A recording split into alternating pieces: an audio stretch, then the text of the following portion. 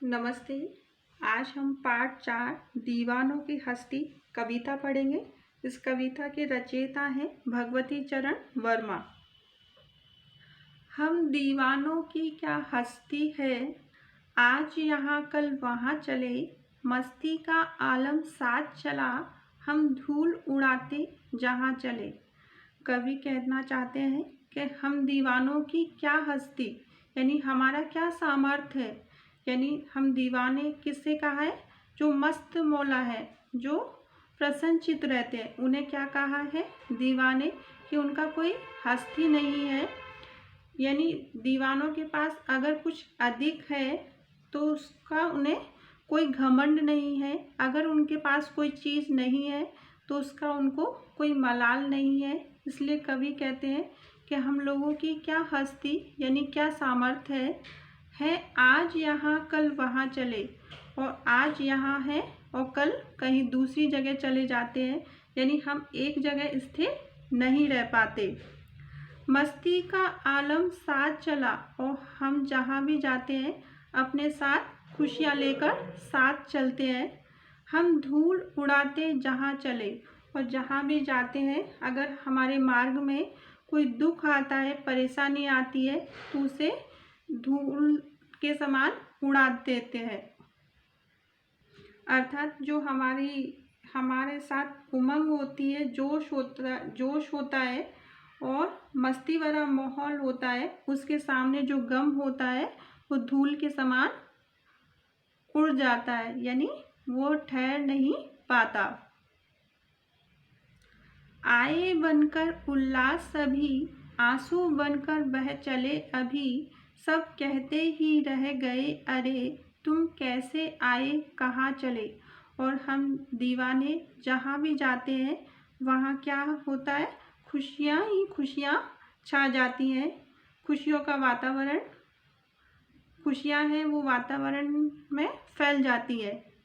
आंसू बनकर बह चले, और जब हम वहाँ से जाते हैं तो लोग कहते हैं, जो लोग होते हैं वो दुखी हो जाते हैं और उनकी आंखों से आंसू बहने लगते हैं। सब कहते ही रह गए अरे, तुम कैसे आए कहाँ चले। और सब लोग कहते हैं कि तुम कैसे आए थे और कहाँ चल दिए। यानी जो मस्त मौला होते हैं वो हर जगह खुशियाँ ही खुशियाँ बांटते रहते हैं। किस ओर चले ये मत पूछो, चलना है बस इसलिए चले, जग से उसका कुछ लिए चले, जग को अपना कुछ दिए चले। जो दीवाने होते हैं वो किस ओर जा रहे हैं यह उनसे मत पूछो, यानी कवि से मत पूछो कि वो कहाँ जा रहा है। चलना है बस इसलिए चले, और जीवन में बस उसे चलते रहना है, इसलिए वह चल रहा है। जग से उसका कुछ लिए चले, और जग से उसका कुछ लिए चलने से क्या तात्पर्य है? यानी जो संसार से या दुनिया से जो उसने अच्छी बातें ली है उसको उन्होंने ग्रहण किया है। जग को अपना कुछ दिए चले, और जो उसने दुनिया से अच्छी बातें सीखी हैं वह इस जग को सिखाना चाहता है, यानी उसको उस ज्ञान को बांटना चाहता है। इसलिए उसे निरंतर आगे चलते रहना होगा। दो बात कही दो बात सुनी, कुछ हंसे और फिर कुछ रोए, छक्कर सुख दुख के घूंटों को हम एक भाव से पिए चले। कवि कहते हैं कि वो जहाँ भी जाते हैं लोगों के साथ घुलते हैं, मिलते हैं, उनसे सुख दुख बांटते हैं, उनकी बातें सुनते हैं, कुछ अपनी सुनाते हैं। कुछ हंसे और फिर कुछ रोए, और कुछ उनकी बातों को सुनकर हंसते हैं और कुछ उनकी बातों को सुनकर या कुछ बातों को याद कर कर वो रोते हैं। यानी लोगों ने उनके बारे में जो कुछ भी बुरा कहा उसको वो सोचकर कुछ रोते हैं, लेकिन छककर सुख दुख के घूंटों को हम एक भाव से पिए चले। लेकिन इन जीवन में मिलने वाले सुख दुख के जो घूंट हैं उनको उन्होंने मन भरकर समान भाव से पिया है, यानी उन्होंने जो जीवन में सुख दुख देखे हैं उनको वो समान भाव से देखते हैं।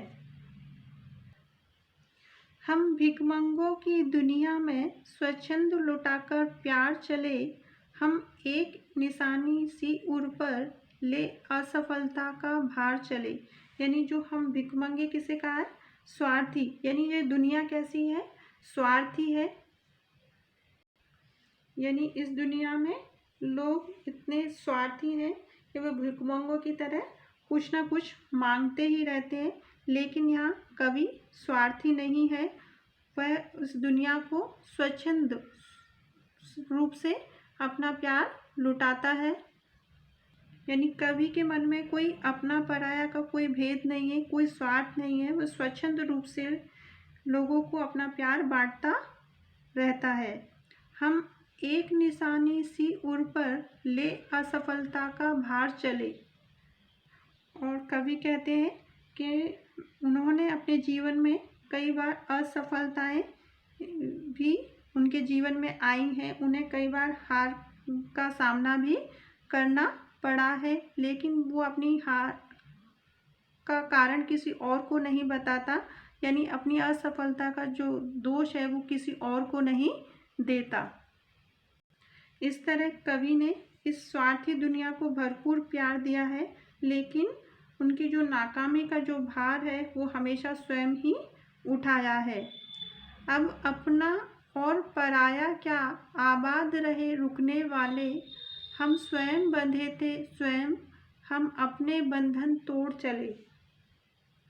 कवि कहता है कि इस दुनिया में कोई अपना पराया नहीं है, आबाद रहे रुकने वाले। और जो लोग एक मंजिल पाकर वहीं ठहर जाते हैं वो लोग आबाद रहें, खुश रहें। हम स्वयं बंधे थे स्वयं, हम अपने बंधन तोड़ चले। और कवि एक जगह बंध कर नहीं रहना चाहता, इसलिए वह इस सांसारिक बंधन को तोड़कर वह अपने किए गए मार्ग पर आगे निरंतर बढ़ते रहना चाहता है।